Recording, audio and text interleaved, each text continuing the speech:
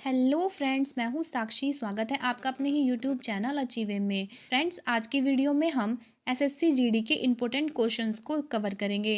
दोस्तों, यह questions SSC GD में पूछे जा चुके हैं और यहाँ पर हम आपको एक बहुत ही धमाकेदार प्रैक्टिस सेट देने जा रहे हैं। तो दोस्तों, हमारे साथ वीडियो में लास्ट तक बने रहिए और आप अपने आप को भी जज कीजिए कि आपके कितने स्कोर आते हैं। यहाँ पर जितने भी क्वेश्चंस लिए गए हैं वो सभी के सभी एसएससी जीडी में ऑलरेडी पूछे जा चुके हैं और इसी तरह के क्वेश्चंस आगे पूछे जाने की बहुत बहुत संभावनाएं हैं। दोस्तों, हम इससे रिलेटेड इंपॉर्टेंट फैक्ट्स को भी कवर कराते चलेंगे, तो आप हमारे साथ बने रहिए। चलते हैं हम अपने क्वेश्चंस पर। हमारा फर्स्ट क्वेश्चन है, निम्नलिखित में से कौन सा संगठन विश्व विकास रिपोर्ट प्रकाशित करता है? यूनेस्को, अंतर्राष्ट्रीय मुद्रा कोष, विश्व बैंक, यूएनडीपी। बताइए फ्रेंड्स, इसमें से कौन सा आंसर सही होगा? तो यहाँ पर इसका जो राइट आंसर हो जाएगा वो होगा ऑप्शन सी, विश्व बैंक। निम्नलिखित में से विश्व बैंक एक ऐसा संगठन है जो विश्व विकास रिपोर्ट को प्रकाशित करता है। और दोस्तों, इसके अदर फैक्ट्स की बात कर ली जाए तो विश्व बैंक का गठन 1944 में हुआ था और इसका हेडक्वार्टर वॉशिंगटन डीसी में है, जो कि अमेरिका में है, और इसके अध्यक्ष डेविड मालपास है। और इसके अदर ऑप्शन की बात की जाए तो यूनेस्को, इसकी स्थापना 16 नवंबर 1946 में भारत में हुई थी और इसके अध्यक्ष हैं आंद्रे अजोले। यूनेस्को एक विशेषज्ञ संस्था है और इसका हेडक्वार्टर पेरिस, फ्रांस में है, जिसमें मेंबर्स जो हैं वो हैं 193 मेंबर्स यहाँ पर हैं। और अंतर्राष्ट्रीय मुद्रा कोष की बात कर ली जाए तो इसका हेडक्वार्टर वॉशिंगटन डीसी में है, जो कि अमेरिका में है, और यह एक प्रकार की अंतर्राष्ट्रीय वित्तीय संस्था है जिसकी स्थापना 27 दिसंबर 1945 में हुई थी और इसके अध्यक्ष क्रिस्टीना जॉर्जिना है। यूएनडीपी की बात की जाए तो इसके अध्यक्ष हैं आर्चिम स्टेनर और इसकी स्थापना 1965 में की गई थी। चलते हैं नेक्स्ट क्वेश्चन पे। क्वेश्चन नंबर 2 है, निम्नलिखित में से कौन सा एक नवपाषाण सांस्कृतिक स्थल नहीं है? कुंतासी, मेहरगढ़, बुर्ज होम, कोल्डी हवा। दोस्तों, यह क्वेश्चन बहुत ही इंपॉर्टेंट है, सभी के सभी एसएससी जीडी में ऑलरेडी पूछे जा चुके हैं, तो आप इनको जरूर, इनसे रिलेटेड जितने भी टॉपिक्स हैं उनको जरूर पढ़ के जाएं। बताइए दोस्तों, इसका राइट आंसर क्या होगा? यहाँ पर जो इसका राइट आंसर होगा वो होगा कुंतासी। ऑप्शन ए इसका राइट आंसर हो जाएगा। कुंतासी नवपाषाण सांस्कृतिक स्थल नहीं है। इसके अलावा मेहरगढ़, बुर्ज होम, कोल्डी हवा, यह सभी नवपाषाण सांस्कृतिक स्थल के अंतर्गत आते हैं। कुंतासी की बात की जाए तो यह प्राक हड़प्पा सांस्कृतिक स्थल है जो कि गुजरात में स्थित है, और मेहरगढ़ यह बलूचिस्तान में स्थित है, और बुर्ज होम यह कश्मीर में स्थित है। चलते हैं नेक्स्ट क्वेश्चन पे।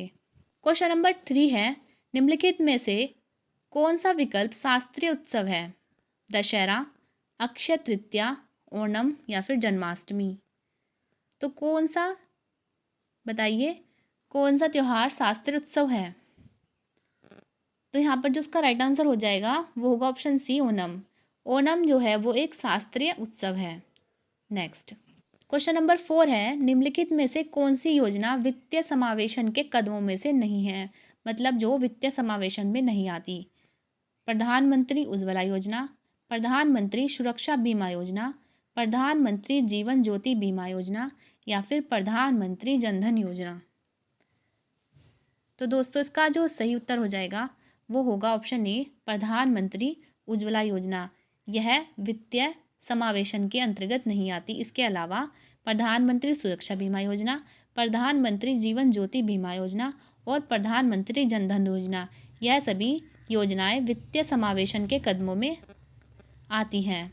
और दोस्तों, इसके अदर फैक्ट्स की बात कर ले तो प्रधानमंत्री उज्ज्वला योजना 2016 में लॉन्च की गई थी और इसका उद्देश्य एलपीजी कनेक्शन को बांटना था। जो गरीबी रेखा से नीचे के लोग होते हैं उनको एलपीजी कनेक्शन को कम पैसों में उपलब्ध कराना। और प्रधानमंत्री सुरक्षा बीमा योजना इसका उद्देश्य था इसमें इस तरह का उद्देश्य था, इसमें 12 रुपये का प्रीमियम भरना था प्रतिवर्ष, जिसमें क्या होता, यदि उस व्यक्ति का एक्सीडेंट होता जिसके लिए यह बीमा किया गया था, उसको 2 लाख रुपए की राशि सरकार के द्वारा दी जाएगी। और प्रधानमंत्री जीवन ज्योति बीमा योजना यह 9 मई 2015 में लॉन्च की गई थी।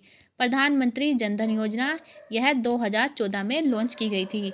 चलते हैं नेक्स्ट क्वेश्चन पे। क्वेश्चन नंबर 5, भारत में स्वदेशी आंदोलन के दौरान स्वराज ध्वज किसने डिजाइन किया था? महात्मा गांधी, अरविंद नाथ टैगोर, बाल गंगाधर तिलक, रविंद्रनाथ टैगोर। बताइए दोस्तों कि भारत में स्वदेशी आंदोलन के दौरान स्वराज ध्वज किसने डिजाइन किया था? तो इसका जो सही उत्तर होगा वो होगा ऑप्शन ए, महात्मा गांधी। भारत में स्वदेशी आंदोलन के दौरान महात्मा गांधी ने स्वराज ध्वज को डिजाइन किया था। और दोस्तों इससे रिलेटेड एक क्वेश्चन और है कि यदि पूछ ले कि राष्ट्रीय ध्वज का डिजाइन किसने तैयार किया था, तो उनका नाम है पिंगली वेंकैया, जिन्होंने राष्ट्रीय ध्वज का डिजाइन तैयार किया था। चलते हैं नेक्स्ट क्वेश्चन पे। क्वेश्चन नंबर 6 है, पत्ते का वह भाग जो इसे तने से जोड़ता है वह कहलाता है अनुपर्ण, डंठल, पत्रदल या फिर नस। तो दोस्तों इसका जो राइट आंसर हो जाएगा वो होगा ऑप्शन बी, डंठल। डंठल जो होती है वो पत्ते को तने से जोड़ने का कार्य करती है। और दोस्तों पौधों से रिलेटेड बहुत सारे क्वेश्चंस पूछ लिए जाते हैं कि पत्तों में श्वसन का माध्यम क्या होता है, मतलब जो पौधे होते हैं वो किस प्रकार से श्वसन की क्रिया करते हैं। तो वह प्रकाश संश्लेषण से और स्टोमेटा के थ्रू श्वसन की क्रिया करते हैं। और पत्तों के अंदर एक प्रकार का वर्णक पाया जाता है, हरित वर्णक, जिसमें क्लोरोफिल होता है। और इसी वजह से यह प्रकाश संश्लेषण की क्रिया अधिक से अधिक हो पाती है। और दोस्तों एक क्वेश्चन और बन जाता है कि प्रकाश संश्लेषण कौन से रंग में सर्वाधिक होता है? तो लाल रंग के प्रकाश में प्रकाश संश्लेषण सर्वाधिक होता है और नीले रंग के प्रकाश में प्रकाश संश्लेषण सबसे कम होता है। और एक और क्वेश्चन है दोस्तों, यदि पूछ ले कि जल का संवहन पौधे के अंदर किसके माध्यम से होता है, तो उसका आंसर होगा जाइलम। चलते हैं नेक्स्ट क्वेश्चन पे। क्वेश्चन नंबर 7 है, भारत सरकार के निम्नलिखित में से कौन सा विभाग भुगतान बैंक का संचालन करता है? आर्थिक मामले विभाग, लेखा संबंधी मामलों का विभाग, वित्तीय समावेशन विभाग या फिर डाक विभाग। बताइए दोस्तों इसका राइट आंसर क्या हो सकता है? तो यहाँ पर जो इसका राइट आंसर होगा वो होगा ऑप्शन डी, डाक विभाग। भारत सरकार में डाक विभाग भुगतान बैंक का संचालन करते हैं। नेक्स्ट, रामनाथ गोयनका पुरस्कार किस क्षेत्र में योगदान में प्रदान किया जाता है? खेल, महिला सशक्तिकरण, ग्रामीण स्वच्छता, पत्रकारिता। तो रामनाथ गोयनका जो पुरस्कार है वह पत्रकारिता के क्षेत्र में दिया जाता है। तो ऑप्शन डी इसका सही उत्तर हो जाएगा। 9, मैग्नस कार्लसन निम्नलिखित में से किस खेल के लिए प्रसिद्ध हैं? फुटबॉल, टेनिस, चेस या फिर कैरम। तो दोस्तों जो इसका राइट आंसर हो जाएगा वो होगा option C, chess. Magnus Carlsen chess खेल के लिए प्रसिद्ध हैं। दोस्तों खेल से रिलेटेड और भी क्वेश्चंस पूछे जा सकते हैं, जैसे कि यहाँ से पूछ लेंगे कि फुटबॉल में कौन से कप या फिर ट्रॉफी दी जाती हैं। तो हम आपको इससे रिलेटेड कुछ फैक्ट्स बता देते हैं कि फुटबॉल में Rovers Cup, Santosh Trophy, Ashutosh Cup, Durand Cup आदि यह सभी दिए जाते हैं। और टेनिस में डेविस कप, फेड कप और विटमैन कप यह सभी दिए जाते हैं। नेक्स्ट क्वेश्चन नंबर 10, आम टीवी रिमोट कंट्रोल द्वारा निम्नलिखित में से किस तरंग का उपयोग किया जाता है? इंफ्रारेड तरंगे, रेडियो तरंगे, अल्ट्रासोनिक तरंगे या फिर लेज़र। बताइए फ्रेंड्स इसका राइट आंसर। तो यहाँ पर जो इसका राइट आंसर हो जाएगा वो होगा ऑप्शन ए, इंफ्रारेड तरंगे। आम टीवी रिमोट कंट्रोल में इंफ्रारेड तरंगों का यूज़ होता है। दोस्तों आपने देखा होगा रिमोट होता है जो टीवी में यूज़ करते हैं, जैसे कि रिमोट हम कहीं भी बैठकर यूज़ कर सकते हैं टीवी को चलाने के लिए, तो वह इंफ्रारेड तरंगों के माध्यम से ही टीवी को एक्टिवेट करता है। और दोस्तों इसके अदर की बात कर ले तो रेडियो तरंगे जो होती हैं वह सूचना प्रसारण में सहायक होती हैं। लेज़र तरंगे जो होती हैं वह क्या करती हैं? कार, हवाई जहाज, टेलीफोन, कार या फिर चिकित्सा इन सभी में भी यूज़फुल होती है। और अल्ट्रासोनिक तरंगे यह सभी उद्योग धंधों के लिए महत्वपूर्ण होती हैं। चलते हैं नेक्स्ट क्वेश्चन पे। क्वेश्चन नंबर 11, प्रोटीन का एक प्रमुख स्रोत नहीं है, सोयाबीन, गेहूं, मछली या फिर चना। जो नहीं है वह बताना है। दोस्तों क्वेश्चन को ध्यान से पढ़ना चाहिए।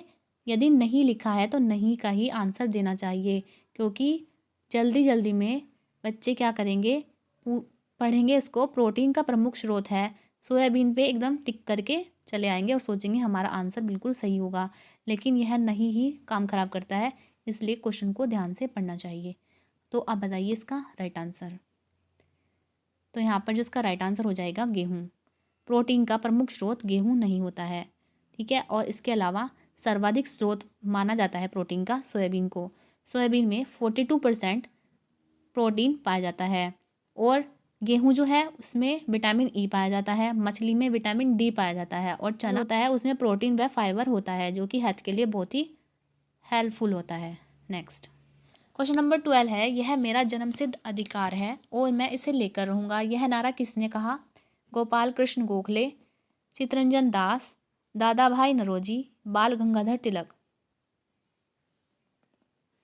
तो दोस्तों इसका जो सही उत्तर हो जाएगा वो होगा ऑप्शन डी, बाल गंगाधर तिलक।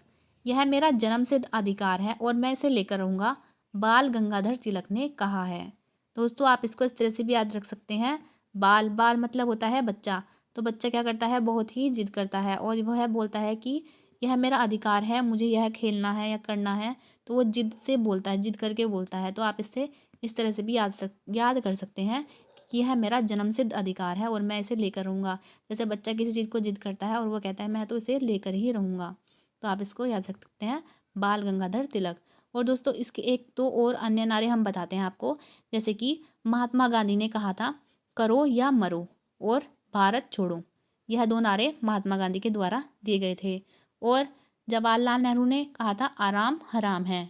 और सुभाष चंद्र बोस इन्होंने कहा था जय हिंद। और एक और दिया था तुम मुझे खून दो मैं तुम्हें आज़ादी दूंगा। नेक्स्ट क्वेश्चन नंबर 13, राज्य नीति के निर्देशन सिद्धांतों के विचारों को भारतीय संविधान ने किस देश से अपनाया गया? बताइए दोस्तों, राज्य नीति के निर्देशक सिद्धांत जो हैं वह किस देश से लिए गए हैं भारत के संविधान में? दक्षिण अफ्रीका से, ब्रिटेन से, जर्मनी से या फिर आयरलैंड से? तो दोस्तों जिसका सही उत्तर हो जाएगा वो होगा ऑप्शन डी, आयरलैंड। राज्य के नीति निर्देशक सिद्धांत भारत के संविधान में आयरलैंड से लिए गए हैं। और इसके अदर ऑप्शन की बात कर लें तो दक्षिण अफ्रीका से संविधान संशोधन लिया गया है, ब्रिटेन से संसदीय व्यवस्था ली गई है, जर्मनी से आपातकाल के दौरान राष्ट्रपति को शक्ति का अधिकार, यह सभी संविधान में इन सभी देशों से लिया गया है। चलते हैं नेक्स्ट क्वेश्चन पे। नंबर 14 है, निम्नलिखित में से किस जलीय जीव ने गलफड़े गिल्स होते हैं? बताइए दोस्तों, स्क्विड, क्लाउनफिश, वेल, ऑक्टोपस। तो गलफड़े गिल्स नहीं होते बल्कि फेफड़े होते हैं। तो वह ऑप्शन सी मतलब वेल में नहीं होते गलफड़े और गिल्स, मतलब मोस्टली मछली में गिल्स ही पाए जाते हैं। वेल एक स्तनधारी मछली होती है जो कि बच्चे देती है और इसमें फेफड़े पाए जाते हैं ना कि gills. Next question number 15, Tanjore में बृहदेश्वर मंदिर किस धार्मिक संप्रदाय से संबंधित है? अलवार, वैदिक, शाक्त या फिर नाइनमार? तो यहाँ पर इसका जो राइट आंसर होगा वो होगा ऑप्शन डी, नाइनमार। नाइनमार तंजौर के बृहदेश्वर मंदिर धार्मिक स्थल इसी धार्मिक स्थल से संबंधित है। और यदि पूछ ले कि यह कहाँ पर है बृहदेश्वर मंदिर, तो यह तमिलनाडु के तंजौर जिले में है और यह राजराजेश्वर प्रथम ने बनवाया था। क्वेश्चन नंबर 16, चरक संहिता ग्रंथ के अनुसार मानव शरीर में कितनी हड्डी होती हैं? 360, 370, 206 या फिर 208? तो इसका जो सही उत्तर हो जाएगा वो होगा ऑप्शन ए, 360। चरक संहिता ग्रंथ के अनुसार 360 हड्डी बताई है चरक ने। और दोस्तों यदि नॉर्मली कहते साइंस के अकॉर्डिंग तो 206 हड्डी होती हैं मनुष्य के अंदर। दोस्तों चरक संहिता ग्रंथ है वह एक प्रसिद्ध आयुर्वेद ग्रंथ है जो कि संस्कृत भाषा में था और यह चरक के द्वारा लिखा गया था। जो चरक थे वह कुषाण राज्य के कनिष्क प्रथम के राजवेद थे। नेक्स्ट क्वेश्चन नंबर 17, भारत के निम्नलिखित में से किस राज्य में संगाई त्योहार मनाया जाता है? अरुणाचल प्रदेश, मणिपुर, नागालैंड या फिर मेघालय। तो दोस्तों संगाई त्योहार जो है वह मणिपुर में मनाया जाता है। तो ऑप्शन बी इसका राइट आंसर हो जाएगा, मणिपुर। अरुणाचल प्रदेश की बात कर लें तो यहाँ पर लोसार त्यौहार मनाया जाता है, और नागालैंड में मनाया जाता है सेकरनई क्रेस्टिवल, क्या कहते हैं, शेकरनई क्रेस्टिवल त्यौहार। और मेघालय में वांगला त्यौहार मनाया जाता है। नेक्स्ट, निम्नलिखित में से कौन सा दिवस मानव अधिकार दिवस के रूप में मनाते हैं? 10 नवंबर, 10 फरवरी, 10 दिसंबर या फिर 10 जनवरी।